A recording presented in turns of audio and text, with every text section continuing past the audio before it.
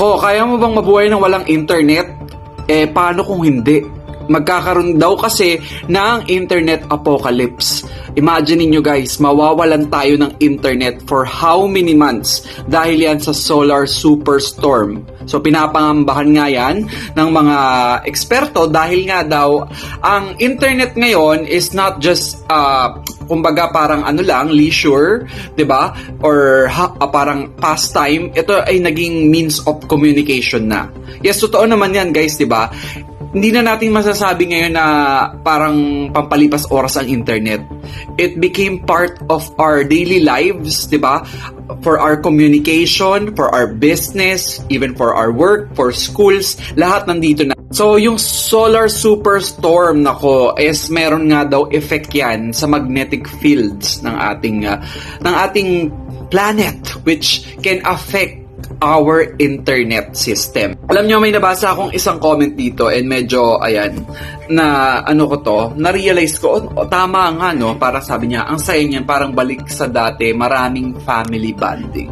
Alam nyo guys, parang marirealize nyo, no? For those who are born in the, 90s, or yung mas mabababa pa, basta yung mga hindi inabutan sa kanilang childhood yung internet era, which is yung mga TikTok, Facebook, 'di ba? Parang kumbaga late bloomer tayo. I'm part of it. I'm a millennial, and masasabi ko na somehow yung pagkawala ng internet, yung pagiging hindi niya present during my childhood is actually fun. Sort of I can like actually have real friends, meaning nakikita ko sila like every day, nakakasama ko sila, naglalaro kami outside sa kalsada, 'di ba? Now kasi, 'di ba, we can meet a lot of friends but online nga lang, 'di ba? Like hindi mo talaga sila nakikita personally. Aminin nyo yan, ang dami yung mga kakilala. Dahil nga sa internet, nakakapag-chat naman, nawawala na yung sense of effort na, uy, meet tayo, diba? Video call na lang. Okay na yung video call. Pero guys, this is actually alarming pa rin because, diba, mayroon ding effect kasi to yung ating mga ginagawa, diba?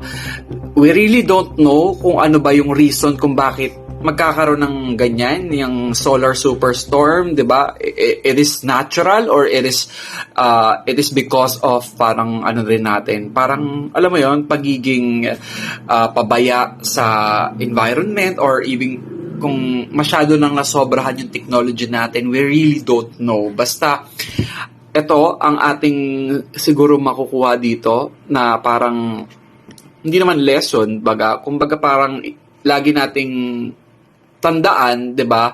Iba pa rin talaga yung touch of personal communication. Like yung nag-uusap kayo personally, harapan, alam mo yun, naririnig yung sinasabi ng isa't isa, 'di ba? But let's admit it, internet or digital technology is really part of our lives now, and yes, it makes us it makes easier for us para i-navigate ang mga bagay-bagay. So, yun lang guys, sana i-pray natin na wag tumatuloy.